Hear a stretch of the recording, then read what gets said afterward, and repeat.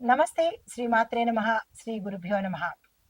ఖగోళ శాస్త్రంలో మనం ఎప్పుడూ చెప్పుకుంటున్నట్టే ప్రతి నెల, ప్రతి రోజులకు లేదంటే ప్రతి సంవత్సరము ఇలాగా గ్రహాలు తమ తమ దిశలో ప్రయాణాలు చేస్తుంటాయి. అయితే మనం ఇక్కడ తీసుకునేది ప్రతి నెల ఏ ఏ గ్రహాలు ఎట్లాంటి ఫలితాన్ని ఇస్తున్నాయి? వాటి యొక్క సంచార వివరాలేమిటి? ఏ ఏ గ్రహాలు ఎన్నెన్ని సార్లు తిరోగమనంలో పెడుతున్నాయి? లేదా వక్రగతిలో పెడుతున్నాయి? లేదా సక్రమంగా పెడుతున్నాయి? ఇలాంటివన్నీ మనకి పంచాంగం ప్రకారము ఖగోళ శాస్త్రంలో నిక్షిప్తం చేసి ఉంచారు మన పంచాంగకర్తలు. దాన్ని మనము ఇప్పుడు మాసానికి అనుగుణంగా, వారాలకి అనుగుణంగా మనం ఏం చేస్తూ ఉంటామంటే ప్రజలకు తెలియపరచడం కోసము ఈ గ్రహాల సంచారం వల్ల ఎట్లాంటి ఉపయోగాలుంటాయి, ఏమేమి పనులు చేసుకోవాలి, ఏమి పనులు చెయ్యకూడదు అనే విషయాలను మనము ఇప్పుడు ప్రస్తావించుకుందాము. అయితే ఈ మే నెలలో ప్రత్యేకించి చాలా గ్రహాలు అటు ఇటు తిరగడము, కొన్ని గ్రహాలు కలుసుకోవడము, ఈ వాటి ఫలితాలు ఆయా రాసుల వారికి, దేశానికి, అందరికీ వర్తింపజేసే ఈవెన్ వాతావరణానికి కూడా వర్తింపచేసేటట్టుగా ఉండబోతూ ఉంటాయి. అయితే మనుషులొక్కటే కాదు ఈ గ్రహాల వల్ల బాధపడేది. దేశ ఆర్థిక పరిస్థితి, రక్షణ విభాగము, న్యాయ విభాగము, పశుపక్ష్యాదులు, వాతావరణము ఇలా ప్రతి ఒక్కటి కూడా ఇంపాక్ట్ పడుతుందన్నమాట. అంటే వాటి యొక్క ప్రభావము పడుతూ ఉంటుంది. అలాంటి సందర్భంలో ఇప్పుడు మనకి మే నెలలో నక్కను తొక్కే రాసులంట. అంటే మనకి నక్కను తొక్కడం అంటే ఏమిటి అంటే అది మనకు వాడుక భాషలో అంటూ ఉంటాము. లక్కు కుదిరిందిరా, నక్కను తొక్కారురా అంటుంటాం కదా! అంటే ఏంటంటే వాళ్ళకి విశేషంగా కలిసి రాబోతోంది. అది కొన్ని రాశులకి మిశ్రమ ఫలితాలు, మరికొన్ని రాశులకు మంచి ఫలితాలు ఇవ్వబోతున్నారు. అయితే ఈ సమయంలో ఎవరు నక్కని తొక్కేటట్టుగా ఉండబోతున్నారు? ఏ గ్రహాలు మనకి ఇప్పుడు వస్తున్నాయి అనే అంశంలో రాహు, కేతువులనమాట. జనరల్‌గా అందరూ అనుకుంటారు రాహు, కేతువులు చెడు చేస్తారు అని అనుకుంటారు. అవి నీడ గ్రహాలు అనగా ఛాయాగ్రహాలు, కీడు గ్రహాలుగా భావిస్తూ ఉంటారు. కానీ అవి కీడు గ్రహాలు కాదు. అవి కూడా మంచి చేస్తూ ఉంటాయి. అది ఏ గ్రహాలు మంచి చేసినా, ఏ గ్రహాలు చెడు చేసినా అది మన యొక్క కర్మ ప్రభావమే. గత జన్మలో కానీ, ఈ జన్మలో కానీ మనం చేసుకున్న పాప, పుణ్యము ప్రభావమే ఈ గ్రహాలు మనకి ఇస్తూ ఉంటాయి. ఫలితాలు ఇస్తూ ఉంటాయి. అంతేగాని అవేదో మన మీద కక్ష కట్టి చెయ్యవు. మనం ఏమి చేస్తామో అవి మాత్రమే ఇస్తాయన్నమాట. కాబట్టి ఆహ్, ఈ సమయంలో మే నెలలో రాహు, కేతువులు ఎలాంటి ఫలితాలు ఇవ్వబోతున్నారు అంటే జనరల్‌గా ఈ రాహు, కేతువులు నిదానంగా సంచారం చేసే అంటే శని భగవానుడి తర్వాత అంత నిదానంగా నడిచే రాసులు గ్రహాలు ఈ రాహు, కేతువులన్నమాట. అయితే ఈ రాహు, కేతువులు ఈ మే నెలలో తమ రాశులను మార్చుకుంటాయి. ఇన్నాళ్ళు ఒక రాశిలో ఉంటే ఇప్పుడు అవి వేరే రాశిలోకి ప్రయాణం చేస్తూ ఉంటాయి. ఆ ప్రయాణ క్రమంలో ఎలాంటి ఫలితాలు ఇవ్వబోతున్నారు అనేది ఇప్పుడు మనం కూలంకషంగా తెలుసుకుందాము. అయితే మే 18 నుంచి మీనరాశిలోకి రాహువు అంటే రాహువు మే 18న మీనం నుంచి కుంభంలోకి అంటే వెనక్కి వెడుతున్నాడన్నమాట. కేతువు ఏం చేస్తున్నాడు? కన్యా రాశి నుంచి సింహరాశిలోకి ప్రయాణం చేస్తున్నాడు. అయితే ఈ ప్రయాణ ఫలితంగా మనకి ఎలాంటి పరిస్థితులు ఉండబోతున్నాయి? దీంతో పాటు ఏ ఏ రంగాల వాళ్లకు దేశ కాలమాన పరిస్థితులు ఎలా ఉండబోతున్నాయి అనేది ఇప్పుడు మీకు వివరంగా తెలియపరుస్తాను.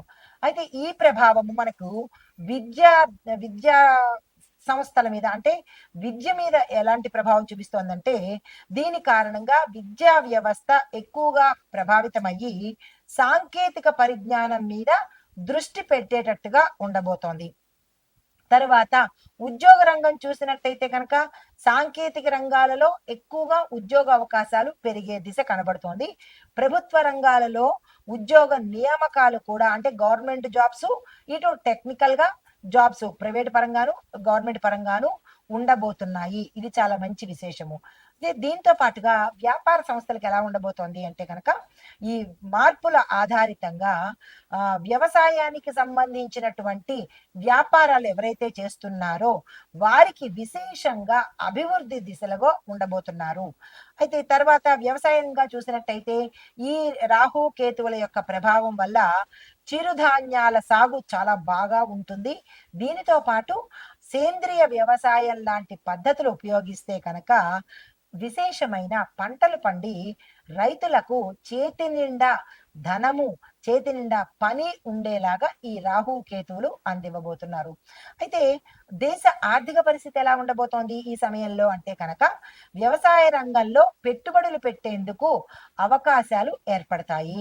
ప్రభుత్వ ప్రైవేటు భాగస్వామ్యాలు పెరిగే అవకాశం కూడా ఎక్కువగా ఈ సమయంలో కనబడుతోంది.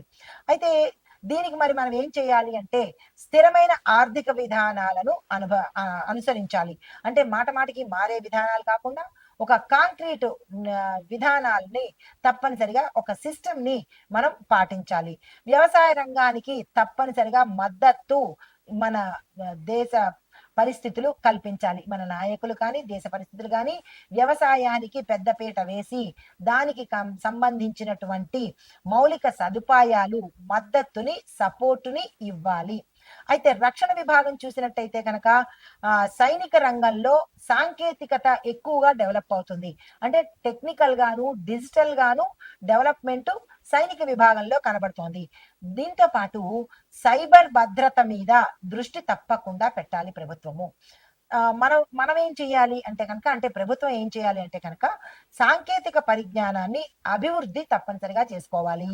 దీంతో పాటు సైబర్ భద్రతా చర్యలు తప్పనిసరిగా తీసుకోవాలి. ఎక్కడ చూసినా డే బై డే సైబర్ నేరాలు ఎక్కువైపోతున్నాయి. ప్రజలకి మొబైల్ పట్టుకోవాలంటేనే భయమేసేటట్టుగాను అది ఒక వెపన్ గా కనబడుతోంది. మాట్లాడాలన్నా భయమేస్తోంది, ఒక ఏదైనా ట్రాన్సాక్షన్ చేయాలన్నా భయమేస్తోంది. ఇంత భయానికి ఆ మొబైల్ వల్ల అంటే టెక్నికల్ గా టెక్నాలజీ పరంగా పెడుతున్నాం కాబట్టి అట్లాంటి భయాన్ని ప్రజల నుంచి దూరం చేసేందుకు ఈ స్కామర్లని అరికట్టేందుకు ప్రభుత్వము నిర్ణయాలను తీసుకునే దిశ ఈ సమయంలో కనబడుతుంది. తర్వాత న్యాయపరంగా ఎలా ఉండబోతోంది అంటే కనుక న్యాయ వ్యవస్థలో డిజిటలైజేషన్ ఎక్కువగా మెరుగుపడుతుంది. న్యాయ సేవలు కూడా ప్రతి ఒక్కళ్ళకి అందుబాటులోకి వస్తాయి. అయితే దానికి మనం ఏం చేయాలి? మనము అంటే ప్రజలు అంటే ప్రభుత్వము న్యాయ వ్యవస్థను తప్పనిసరిగా డిజిటలైజేషన్ చేసేందుకు సహాయం చేయాలి. రెండో పాయింట్, న్యాయ సేవలు ప్రజలకు అందుబాటులోకి రావాలి. సామాన్యుడికి న్యాయము అస్సలు అందుబాటులోకి రావట్లేదు. చాలా మంది న్యాయ వ్యవస్థల్లోనే అన్యాయానికి గురవుతున్నారు. ఇది పక్కా సత్యము. ఎందుకు అంటే అక్కడ న్యాయం అనేది కనబట్టలేదు. అక్కడ వాళ్ళకే న్యాయం కనబడినప్పుడు ఇంకా సామాన్య ప్రజలకి న్యాయం ఎక్కడి నుంచి వస్తుంది? కాబట్టి న్యాయం అనేది ప్రతి ఒక్కళ్ళకి అందుబాటులోకి రావలసిన ప్రయత్నాలు ప్రభుత్వం తప్పనిసరిగా తీసుకోవాలి, తీసుకుంటుంది కూడా. ఎందుకు అంటే అట్లాంటి పరిణామాలు మనకి రాహు కేతులో తిరోగమన దశలో అలాంటి మార్పులు కూడా మనకి గోచరిస్తాయి. అయితే రాజకీయ పరంగా ఎలా ఉండబోతోంది అంటే కనుక కొన్ని రాజకీయాల్లో కొత్త మార్పులు చేర్పులు జరగబోతున్నాయి. కొత్త నాయకత్వము ఎదగబోతోంది. ప్రజల సమస్య మీద ఇప్పుడు ప్రభుత్వం ఏం చేయాలి? ప్రజల సమస్య మీద దృష్టి పెట్టాలి. దీంతో పాటు ప్రజల సమస్యలు సత్వరమే పరిష్కారం అయ్యేటట్టుగా చర్యలు తీసుకోవాలి. స్వచ్ఛమైన పాలనను ప్రజలకు అందించే ఏర్పాట్లు ప్రభుత్వం తీసుకోవాలి. ఇది రాజకీయ పరంగా. మరి వాతావరణ పరంగా ఎలా ఉండబోతోంది అంటే కనుక వాతావరణంలో తీవ్రమైన మార్పులు చోటు చేసుకుంటున్నాయి. అత్యధిక ఉష్ణోగ్రతలు, అత్యధిక గాలులు, ఉపద్రవాలు, తుఫాన్లు, తర్వాత భూకంపాలు, ఇలాగా ప్రతి క్షణము ఉత్కంఠతతో ఏది ఎండ ఎక్కువ ఉంటుందా, వర్షం వస్తుందా తెలియలేని పరిస్థితిలో వాతావరణం ఉండబోతోంది. మరి దీనికి మనం ఏం చెయ్యాలి అంటే కనుక ఇది ప్రజలు చేసే పని. పర్యావరణ పరిరక్షణ ప్రతి మనిషి తీసుకోవాలి. ఇది ప్రభుత్వం మీద నెట్టేయడం కాకుండా మనమే తీసుకోవాలి. అన్ని ప్రభుత్వం మీద నెట్టేయకుండా మనం ఏం చేయాలి అంటే కనుక ప్రతి ఒక్కళ్ళు 10 మొక్కలైనా ఖాళీ జాగాల్లో నాటే ప్రయత్నంగాను ఒక ఉద్యమంగాను పెట్టుకున్నట్టయితే ఈ వాతావరణం నుంచి కనీసం కొన్ని రోజుల్లోనో కొన్ని సంవత్సరాల్లోనో ఈ పరిణామాలు తట్టుకునేందుకు అవకాశం ఉంటుంది. కాబట్టి ఇది ప్రజలు మాత్రమే చెయ్యాలి. ప్రతి ఒక్కళ్ళు కంకణం కట్టుకొని మొక్కలు నాటే ప్రయత్నం తప్పనిసరిగా చేయాలి. మొక్కలు కట్ చేయడం ఈజీ, కానీ నాటి అవి ఎదగడానికి సంవత్సరాలు పడుతుంది. కాబట్టి కనీసం ఇప్పటి నుంచైనా ఆ ప్రయత్నం ప్రతి ఒక్క మనిషి బాధ్యతగా తీసుకుని చెయ్యాలి. అయితే పునరుత్పాదక ఇంధనాలను వినియోగించుకోవాలి. అంటే ఎక్కువగా అదే ఇంధనాలను మనము వాడేటట్టుగా, కొత్తగా కాకుండా పునరుత్పత్తి దాని నుంచి ఇంకొకటి చేసేటట్టుగా అలాంటి ఇంధనాలను మనం కనుక వాడినట్టయితే కొంత సానుకూలమైన ఫలితాలు పొందుతాము. అయితే ఆరోగ్యపరంగా ఎలా ఉండబోతోంది అంటే కనుక ఈ కాలంలో అనారోగ్య సమస్యలు చాలా తీవ్రంగా కనబడుతున్నాయి. వడదెబ్బలు తగలడము, ప్రజలు చనిపోవడము, అతివృష్టి తుఫాన్ల వల్ల చనిపోవడము, భూకంపాల వల్ల చనిపోవడము, అంటే ప్రజా నష్టము చాలా ఎక్కువగా ఈ సమయంలో గోచరిస్తోంది. అది మనం చేసుకున్న తప్పే కాబట్టి అనుభవించి తీరవలసిందే. అయితే మనం ఏం చేసుకోవాలి అంటే కనుక ప్రతి ఒక్కరూ ఆరోగ్యకరమైన జీవన శైలి అనుసరించాలి. ఇది ప్రభుత్వ పని కాదు. మీరు ఈ ఆహారం తినండి, ఈ వంట వండుకోండి, లేదంటే ఈ డిష్‌లో తినండి అని ప్రభుత్వం చెప్పదు. ఇది మనకి మనమే, మన ఆరోగ్యం మన చేతిలోనే కాబట్టి మనకి మనమే మన ఆరోగ్య శైలిని మెరుగుపరుచుకునేటట్టుగా చేసుకోవాలి. దీంతో పాటు వాతావరణ మార్పులకు అనుకూలంగా మన ఆరోగ్య సంరక్షణ మనమే చూసుకోవాలి. ఎవరో పక్కింటి వాళ్ళు చూడడమో, ప్రభుత్వం చూడడమో, ఎదురింటి వాళ్ళు చూడడమో చెయ్యరు. మన ఆరోగ్యం మనమే చూసుకోవాలి. అయితే కుటుంబ పరంగా చూసినట్టయితే కనుక ఆర్థిక ఒత్తిడులు ఎక్కువగా ఉంటాయి. అంటే డబ్బుకు సంబంధించినటువంటి ఇక్కట్లు ఎక్కువగా కనబడుతున్నాయి. వాతావరణ మార్పుల కారణంగా కుటుంబ జీవితము ఎక్కువగా ప్రభావితం అయ్యేటట్టుగా కనబడుతోంది. ఎందుకంటే ప్రతి కుటుంబంలోనూ అనారోగ్యము, రోగాలు, రొచ్చులు మరి ఉంటున్నాయి. ఇష్టానుసారంగా తినేయడము, ఇష్టానుసారంగా ఖర్చులు పెట్టడము, ఏది పడితే అది తినేయడము, కడుపుకు వేసేయడము, మరి దానివల్ల ఏమవుతాయి? మనకే నష్టాలవుతాయి. మరి దానికి తగ్గ ఫలితం కూడా మనమే పెట్టుకోవాలి. దానికి తగ్గ ఖర్చులు కూడా మనమే పెట్టుకోవాలి. అదన్నమాట సంగతి. కాబట్టి ఇక్కడి నుంచైనా జాగ్రత్తగా ఏది పడితే అది కడుపుంది కదా అని ప్రతి చెత్త కడుపులో వేస్తే దాన్ని కోయించుకునే బాధ్యత కూడా మీదే అవుతుంది. కాబట్టి దానికి తగ్గ ఖర్చులు కూడా మీరే పెట్టుకోవాలి. ఆర్థిక ఒత్తిళ్లు ఎక్కువవుతాయి. అప్పులకు పెడతారు. అప్పులు తీర్చలేక చచ్చిపోవడాలు, ఉరులు, ఆత్మహత్యలు ఇవన్నీ మనంతట మనం తెచ్చుకునేవే కాబట్టి చాలా జాగ్రత్తగా జీవితం అంటే సమన్వయంగాను సంతృప్తిగాను బతకడం నేర్చుకోవాలి. కానీ అత్యాశలకు పోయో ఏదేదో చేసేసి బతికితే కనుక అనర్థాలే చూస్తారు. అయితే దీనికి మనమేం చెయ్యాలి అంటే కనుక, అంటే ఇది ప్రభుత్వం చేసేది కాదు. ప్రతి కుటుంబం దగ్గరకొచ్చి మీరు ఇలా ఉండండి, మీరు ఈ బట్టలేసుకోండి, మీరు ఈ తిండి తినండి అని కంచంలో వడ్డించదు. కాబట్టి మనమే ఏం చేసుకోవాలంటే కనుక ఆర్థిక నిర్వహణలో, అంటే మనకి ₹1,00,000 వస్తోందని చెప్పి 10,00,000 ఖర్చు పెట్టకుండా మీ ఫైనాన్షియల్ బ్యాలెన్స్ ని మీరు చెక్ చేసుకోవాలి. దీంతో పాటు కుటుంబంలో సహాయ సహకారాలు ఒకరి మాట ఒకరు వినేటట్టుగాను చూసుకున్నట్టయితే ఇది ప్రభుత్వం పని కాదు, మన పనే గుర్తుపెట్టుకోండి. మీ ఖర్చులను తగ్గించుకునే ప్రయత్నం చేయండి. వాళ్ళు కారు కొన్నారని మనం హెలికాప్టర్ కొనడమో, వాళ్ళు హెలికాప్టర్ కొన్నారని మనం ఇంకో జెట్ కొనడమో ఇలాంటివి కాకుండా మనకి ఏది అవసరమో అది మాత్రమే కొనుక్కున్నట్టయితే ఖర్చులు కంట్రోల్‌లో ఉంటాయి. ఇవి మనకి కాలమానంగా ఈ రాహుకేతుల యొక్క సంచారం వల్ల జరిగే పరిణామాలు చెప్పుకున్నాము. తరువాత మేషాది ద్వాదశ రాశుల వారికి ఎలా ఉండబోతోంది, సమగ్ర వివరణ ఏంటి అనేది తెలుసుకుందాం. తదుపరి రాశి వృశ్చిక రాశి. ఈ రాశిలో రాహు కన్యలోను, కేతువు మీనంలోను సంచారం చేస్తున్నారు. అయితే ఈ సంచార ఫలితము విద్యార్థులకు ఆలస్యమైనా కానీ మీరు సక్సెస్ సాధిస్తారు. కాబట్టి వెయిట్ అండ్ సీ. అయితే ఉద్యోగస్తులకు అంతర్గత రాజకీయాలు ప్రతి వ్యవస్థలోనూ ఇదే అవస్థ. అయితే మీ ఇంటర్నల్ గా మీరంటే పడని వాళ్ళు మిమ్మల్ని కించపరచడమో, మిమ్మల్ని తక్కువ చేయడమో, లేదా మిమ్మల్ని ఇబ్బంది పెట్టడమో ఏ రకంగానైనా రాజకీయాలు చేస్తూ ఉంటారు. అసలు రాజకీయాల కన్నా ఈ రాజకీయాలు కొంచెం ఎక్కువైపోయి ఇబ్బంది కలిగించేటట్టుగా ఈ రాశిలో ఉండే వారికి గోచరిస్తోంది.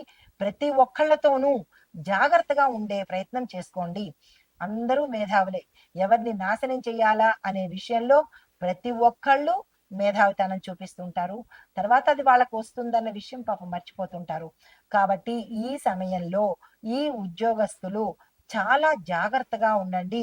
మీకంటూ మీరు ఏదైతే చేయాలనుకున్నారో అదే చేయండి తప్ప, ఇంకొక రకంగా మీ యొక్క విషయాలను ఎవరికీ తెలియపరచకుండా జాగ్రత్తగా పని చేసుకోండి. వ్యాపారస్తులకు చూసుకున్నట్టయితే రహస్య ఒప్పందాల నుండి జాగ్రత్తగా ఉండండి. ఏదైనా సీక్రెసీ మెయింటైన్ చేయడమో, సీక్రెట్‌గా ఏదైనా వ్యవహారాలు చేయడమో చేస్తే కనుక అవి బట్టబయలయ్యే అవకాశం కనబడుతోంది. జాగ్రత్తలు తీసుకోండి. వ్యవసాయదారులకు చూసుకున్నట్టయితే చెరుకు పంట వేస్తే కనుక విశేషమైన లాభాలు వచ్చే అవకాశము, పంట దిగుబడి కూడా ఎక్కువగా పెరిగే అవకాశం ఉంది కాబట్టి ప్రతి ఒక్క రైతు ఆ ప్రయత్నాలు చేసుకోండి. ఆర్థిక పరంగా చూసుకున్నట్టయితే ఖర్చులు అదుపులో పెట్టుకోకపోతే అప్పులు చేయవలసిన పరిస్థితి గోచరిస్తోంది. జాగ్రత్తలు తీసుకోండి. ఆరోగ్యపరంగా చూసుకున్నట్టయితే మూత్రపిండాల సమస్యలతో బాధపడడం కానీ, ఆపరేషన్లు అవ్వడం కానీ, అవి తొలగించవలసిన పరిస్థితి కానీ ఏర్పడుతోంది. జాగ్రత్తలు తీసుకోండి. అయితే మీకు చెప్పదగిన పరిహారము కేతు మంత్రాన్ని తప్పనిసరిగా చదువుకునే ప్రయత్నం చేయండి. నవగ్రహ ఆలయంలో కేతువుకు సంబంధించిన పూజలు కానీ, జపాలు కానీ చేయించుకున్నట్టయితే కొంత సానుకూలమైన ఫలితాలు పొందుతారు. ఇది ఈ రాశిలో ఉండే వారికి చెప్పదగిన గోచారరీత్యా ఫలితాలు, పరిహారాలు, సూచనలు.